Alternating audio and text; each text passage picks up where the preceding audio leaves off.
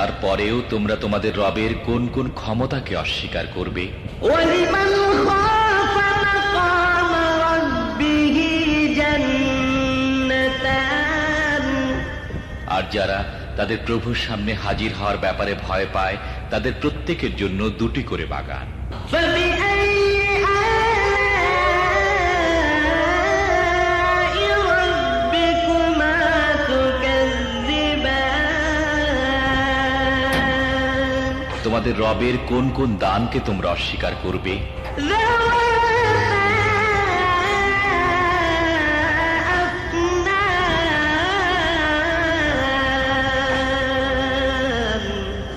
তরতাজা লতা পাতা ও ডালপালায় ভরা।